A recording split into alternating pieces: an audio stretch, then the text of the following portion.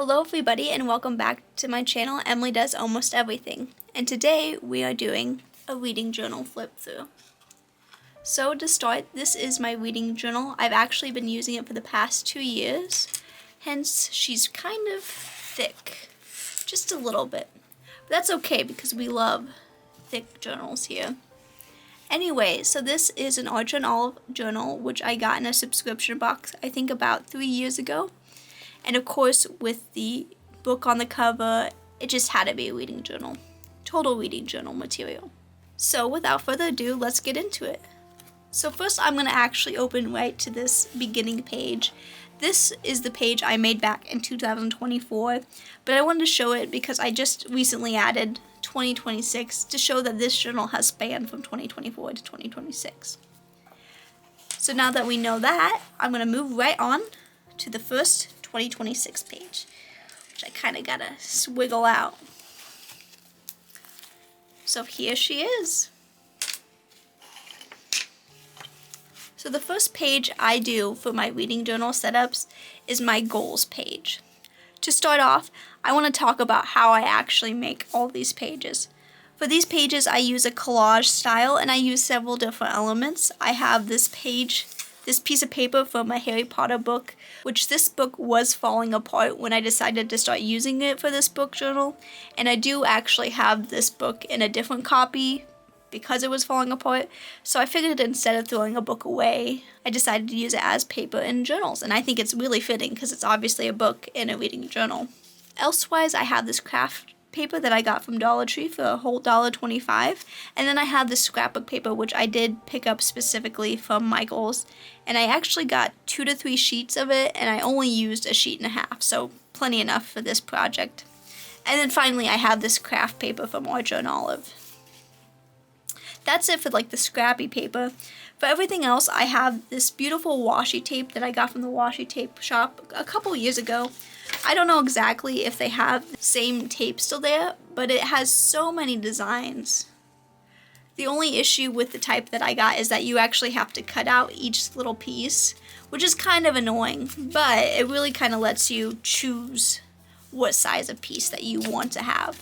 Also, I forgot to mention I got washi tape. This is just a plain pack of washi tape I bought years ago off of Amazon. If you just search grid washi tape, there's multi-packs of this everywhere. And this I think is actually my favorite washi tape just because it's so simple that it really just adds a pop of color without being too distracting. Also, I use these 3 Tombow colors throughout, and then I use these letter stamps as well. And this is from Archer and Olive as well, and I got it in a subscription box, but you can easily find these on Amazon. Okay, now let's get to the fun stuff. That's all the boring stuff. So for this page, I wrote out all my 2026 goals, which we can see here. And they are to read 50 books, read 5 series, read for 355 days, read 2 classic and read 2 academic books, have my physical TBR be 25% less than my entire library, buy less than read, and then spend less than $300 on books. So these goals are actually all pretty easy goals for me to achieve. I know that 50 books is a pretty lofty goal for the average person, but I do read quite often and quite a bit, hence read 355 days. Usually for my work, on my break, I always read every day, and then I just have a habit of reading before I wake up. Not before I wake up. I mean as I wake up in the morning and before I go to bed. So this is actually a pretty easy goal to get because it's just built into my system. I would say the hardest one on here is actually to spend less than $300 on books. Which $300 is such a large number. I hate to admit that I spend that much or more. But this year I'm really trying to cut back and try to be really selective about the books I buy and make sure those special books that I do want to have and own. And here I just have how many goals I will achieve at the end of the year. So I will go through and see how many I achieved. Hopefully it'll be 8 out of 8. I have a feeling it'll probably be 7 out of 8. Like I said, I make all of these goals pretty obtainable just because I don't want reading to be stressful. I don't want to be worrying about the fact if I read 50 books or not. It's more of a fun thing to mark off as I reach them. And that way, you really don't need goals when you set up a reading journal or just read in general. I just think it's a fun little thing to track. Okay, so now we are gonna move on to our next page. So this page here is my monthly stats page. So the way that I break this down is I have the first 6 months on this side, I have this little insert, and then the next 6 months will be on this side. So let's talk about this little guy first. Because this is the third year I'll be using this journal, I am running out of pages very quickly. And if I did this setup as I normally do, which is to create Dutch doors to get these little guys, I would have ran out of paper really quick. So because of that, this time I actually inserted every single one of these guys. So I had an old Archer and Olive notebook that I wasn't using, so I just stole the paper from that and then just used washi tape to put it in. And this guy is pretty sturdy, like you have to tug on him hard to get him off. So I'm interested to see how this will last through the year. Hopefully it'll last perfectly fine. And if not, I will just redo the washi tape and put it back in. So I think this is a really good solution. If you're running out of space and you need more pages, you can just go ahead and insert some more pages. If you have some spare paper laying around, I should say. Anyway, let's look at this more closely. We have the 8 stats that I like to track every month.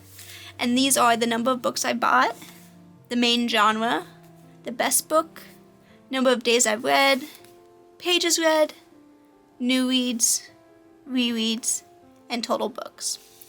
I have no reason for picking these specifically other than I think they're just fun to look at. To me, it's interesting to see which genres take over which months, and if I read a whole bunch of new books or if I stick to old books. Hopefully it'll be more new books this year because I want to really get down my TBR, but you never know. I track most of this stuff in the app Storygraph, especially the pages read, just because I don't want to take the time to actually add up the pages I've read, so I just use that app and then transfer over any information that I have at the end of the month. That is my monthly stats page. Moving on, we have my books read in 2026 page. So this page is pretty interesting because not only do I track the books I read in one way, but I track them in 2 ways. So let's get into it. The first way I track the books I read is by doing these little boxes that are numbered from 1 to 100. So I actually have no goal of reading 100 books. Like I said earlier, my goal is 50 books, and anything above and beyond that is beautiful. And anything below 50 books is fine too. As long as I'm reading, I'm okay with it. But last year I actually set up only 75 and I ended up reading 76 books. And I was so disappointed that I couldn't fill in that 76th book. So this year I said I'm going to go to 100, and if I only read 70 books, it's fine. If I don't end up filling up this page, perfectly fine. I'd rather have it empty than to not have it there. But I do have a feeling the way I'm reading so far this year, I'm probably going to get to about 80 books. So I think this page will get somewhat filled in. So with these numbers, I track them using different colors. So I have this brown color for physical, this green color for audio, and this blue color for ebook. And what I will do is actually color in the number with the corresponding book to show how I read the book. And then I also have this half of it, which if I keep the box open, that means it's a book I own that I read. If I do little diagonal slashes, it's a book I borrowed. And if it's a grid pattern, that means it's a book from the library. So with that tracking, I can tell a lot of information just based off of the color and the design around it. However, the one thing I can't track that way is actually the title of the book. So that is what these bookshelves are for. I do have 100 of these guys as well, which these I just manually cut out of my different types of paper. So I did take probably maybe 20 to 30 minutes to get 100 of these. And then I just pasted them all in doing an alternating pattern. So for these shelves, all I'm going to do is actually write the book title on it, and then that's it. And then as I go on, I will keep filling up more. This one is really more just for the looks and the aesthetics. I like being able to see the 50 books I've read spread out. Other people have this in the reading journal, of course, and usually they draw out the books or they have a book stamp. For me, I just like the look of the cutout books, especially because it fits the rest of the aesthetic of the journal. So also on the bottom here, I have a place to put when I hit my 50th date, because I'm most likely going to get it, and I just like knowing when I hit it. And then I have the final number of books I will have read for the year. So this is a spread I have been doing for many years, so I'm going to go ahead and show you what it looks like when it's filled out because it looks really cool. So this is from my last year. So I actually read 70 books, which I talked about. As you can see, all the boxes are colored in, and this is a book that I borrowed. And then I have books where I read both physically and audio books, so I just did it in half. I have over here my One Lonely ebook. And then this is the part I really love. I love how the books looked filled out with the titles on them. So, yeah, that's exactly what it'll hopefully look like at the end of the year. There might be some books not filled out, but that's perfectly okay because I'd rather have books not filled out than have too many books that I can't put them on here. Especially because this is the only place where I log the title of my book. There we go. So that is the books read in 2026. And moving right along, we have a newer spread to me. So this spread is a year in reading spread. And basically what it is that I will take a marker and mark how long it took me to read a book.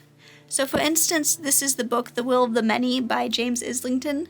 I don't know how to say it. But either way, a fantastic book. I would highly recommend it if you're not afraid of big chunky fantasies. It's one of the best. So here I will mark the days I read it. So I read this book from the 7th to the 10th. And I really like the idea of this because I can get a whole picture of all the books I'm reading and when I'm reading it. So last year, this is what it looked like. And I just highlighted every little page. And it was boring because I actually did read every single day of the year, which is quite an achievement. But I just think it's not as fun as what I'm going to do this year. So for this year, I made every month a mini calendar. So I have January, February, and then this folds out to get March, April, May, June, July, August, and then the same thing. This side folds out as well. With that, I'll have a year of reading represented with these calendars, and I think it'll look really cool when I put all the books in. And don't fear, I actually was reading these other days. I just actually haven't filled it in yet, but I just put this one in to show as an example. That way it's a little less boring compared to just a highlight of me reading every day. So moving on, I'm going to flip to my physical TBR page. So this page is a lot when you first look at it, but it is my favorite page because what it does is list every single book that I have on my physical TBR, which when I first made this page, it was 109, so a couple pages of that. So the way this page works is that I have the title, the author, and then a place to check it off as I finally read this book. So a great example for this is the book I've read first this year, actually, is History Is All You Left Me by Adam Silvera. So as you can see, I highlighted it and checked it off, but I also ended up crossing out this book because I decided while this book was perfectly average, it was a pretty okay book. It's just not a book that I think I'll reread or that I want to keep on my shelf. So I went ahead and also crossed it off, so I now know that this is off my physical TBR. But I did read it and give it a chance before I did so. This page is both satisfying and scary. It's satisfying to see it all listed out, but it's really scary to see how many books that I physically own that I haven't read. But it is really motivating to go ahead and try to read this down and to get all of these checked off. I definitely will not read all of these books this year. My really nice goal is to get it down to 25 books, but that's reading quite a few books. So I don't think so. I think I'll probably get it down to 50 this year, which is I'm perfectly happy with too. But either way, I just like having this page to look at to see what books I could possibly read next. And it's also really satisfying as you start checking off several in a row. I can show you from last year. Same page, just different colors, different font. Last year you can see I have a few pages that I really get quite a few marked off. Like this little row, I don't know what I was doing over here, except I got this whole section marked off. And here you can see I actually started with 147 books on my TBR, and I haven't written it down. Well, I should write it down right now. But I got it down to 109. So I read about 40 books on my TBR, which is pretty good. Anyway, coming back to this page, I'll be interested to see how much this gets marked off because this year I think I'm really super focused on getting my physical TBR down. So like I said, I would love to get it down to 25, but very realistically, I think I'll probably get it down to 50 books. As you can see, I've already read a couple and got a few marked off, but we'll see where the rest of it comes from. Lastly, you can see I left quite a bit of space. This is here so I can add any more books that I buy in the year, because I most definitely will be buying more books. I have no doubt. So then I can add it to my physical TBR and be able to mark it off as it gets read. It is a lot of work to write them all down, but it looks so nice. Alright, so that is my physical TBR page. So this next page is actually relatively simple, and this is my books hauled and my books to buy page. The way this page works is that I just go ahead and make a place for the month it is, and then I write the books that I may get that month. So for this month, I've only gotten one book, and that is this book, The Court of the Dead by Rick Riordan and Mark Oshiro, which, sorry if I pronounced that wrong, I'm not good at saying words at all. But either way, that was the book that I bought for January, so I wrote it down here, and then I left a little open circle that I'll fill in as soon as I read that book. Here I don't put all the months down yet, because some months I might only buy one book. Next month I might buy 20 books. Okay, not 20 books, because that goes completely against my goal. But what I'm saying, if I buy more books, then I have more space that I can fill in. Now on this side, I have a place to put books I buy. This box is very purposefully left small, so I really have to think about the books I want to put in this box and the books that I think are worth buying. So currently I have The Last Best Quest Ever by F.T. Lukens. I love their books. I have read every single one so far that they have published, and they always tend to publish one in April, May. So this year it's in May, and I'm looking forward to buying it, and I know as soon as it publishes I'm going to buy it. So that's an automatic buy, non-negotiable. And with that, that is this page. Flipping on over, we have another simple page, and this is my series tracker. So for this page, I just write down the title of the series, or a shorter version of the title of the series. So this is the Alexander the Great Trilogy by Mary Winwalt. And then I just mark the books that I own, the books I've read, and how many books are left in the series. For this, if the circle is colored in, that means it's a book I owned, and if it's checked off, it's a book I've read. So as you can see, I own the third book, but I haven't read it yet. So in this way, I can track series, even the books that I don't own yet that I need to buy. This page I haven't quite filled all the way out, but this one from last year, I can kind of show you how it's going to look once I get all my series in here. So there's a few of these series that I have finished off. For example, Infinity Cycle by Adam Silvera. I read the first book, I wasn't a fan, so I decided to go ahead and get rid of the rest of the series. But other series that I finished this year include The Radiant Emperor, which is She Who Became the Sun, or He Who Drowned the World. So I finished that series, so I got a little star and both checked off.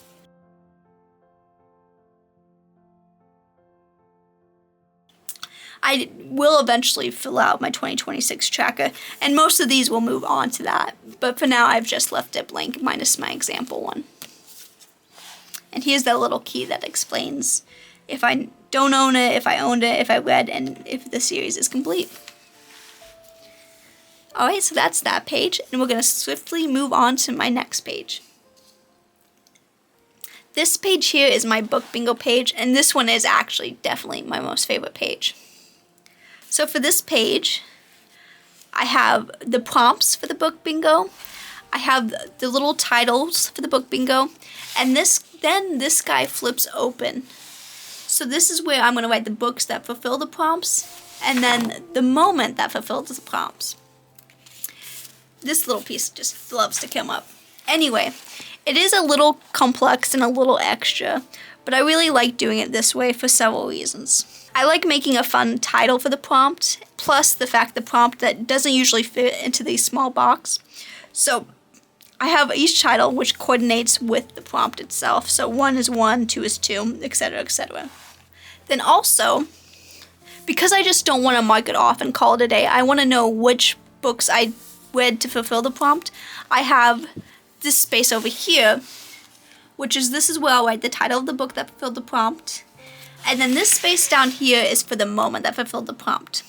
Now some books Some prompts get fulfilled just by reading the book, but other prompts have specific moments that fulfill a specific prompt, so I'd like to write down the moment that fulfilled the prompt. So now let's have a look at these book prompts. So these are book prompts that are pretty creative and they're kind of unique to me. I like taking the time to make these prompts just so they're fun to fulfill more so than normal. Not that I don't like other people's book bingos, but I find that they're sometimes a little bland, like reading a certain genre or reading a color of a book.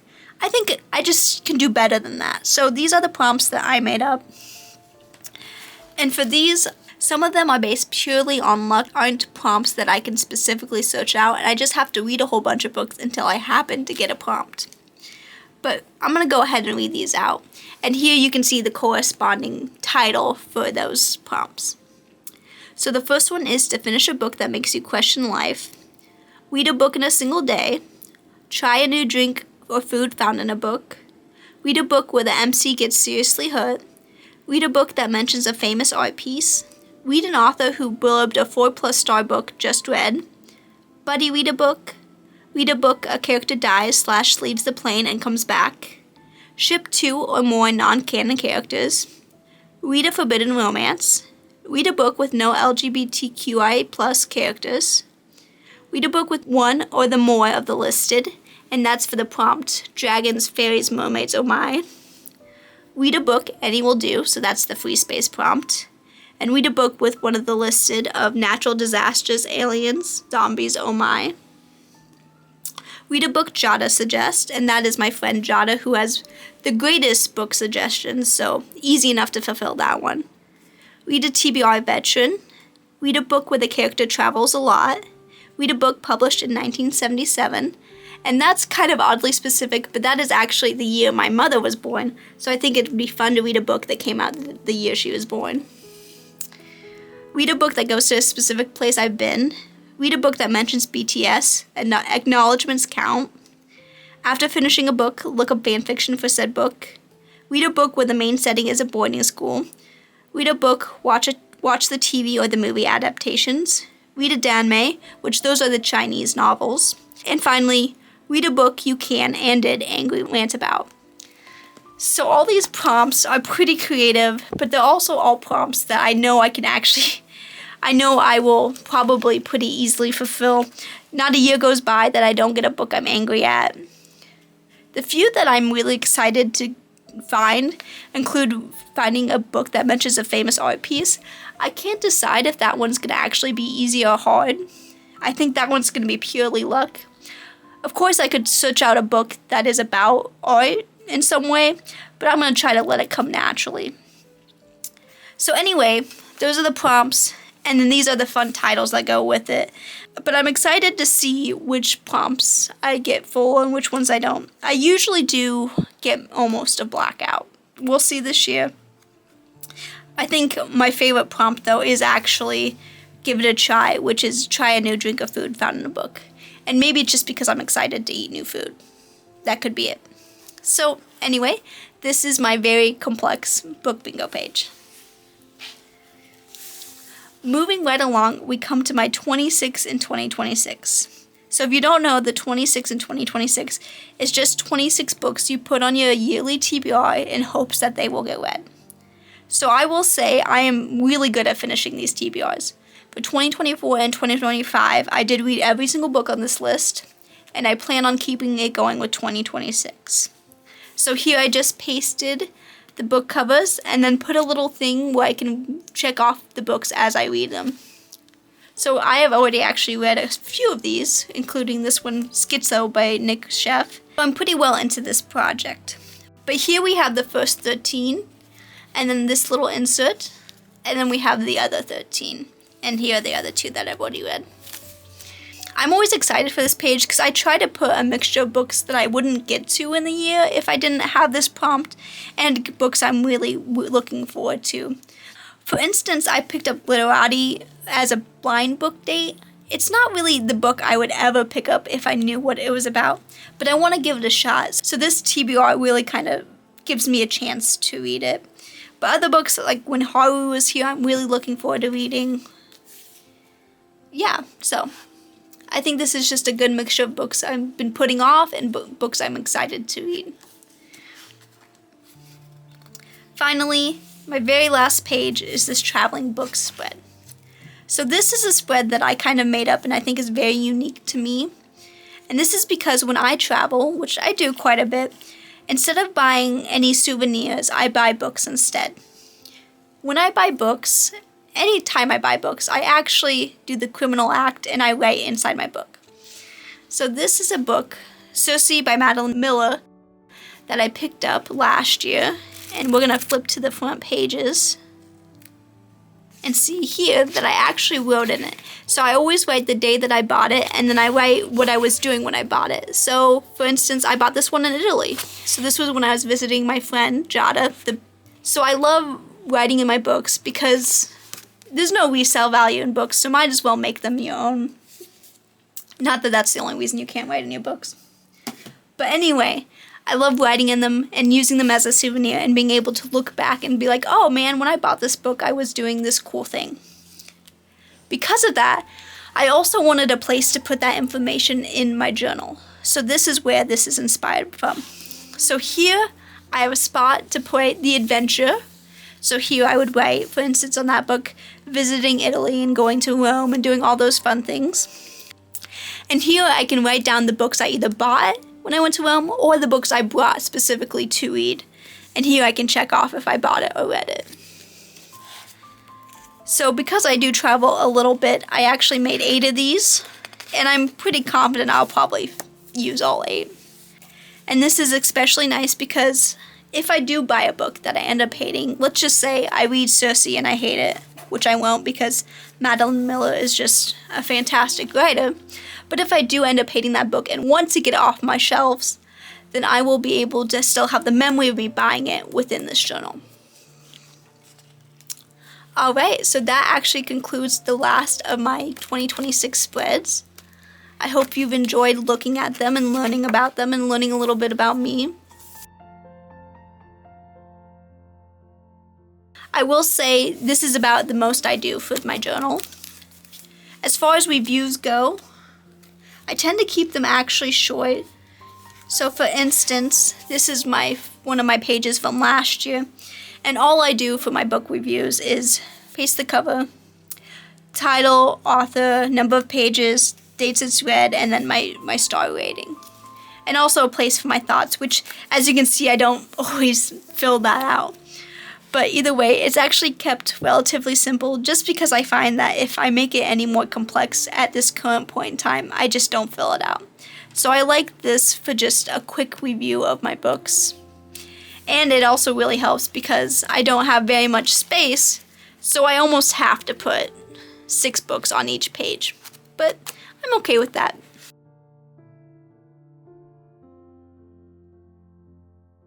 That concludes my flip through. I hope you enjoyed. I hope you got some inspiration for some future spreads of your reading journal. I will say if you haven't started your reading journal, do not fret at all. I know I'm posting this late in January, but you can at any point in time starting a reading journal and just backlog. It's super easy. Actually, the first spread I ever made in here, the first year, I don't think I finished it until June. So if you're behind, don't worry about it. I'm always behind too. Alright, with that, this is all Emily's doing today, so I hope you have a good rest of the day.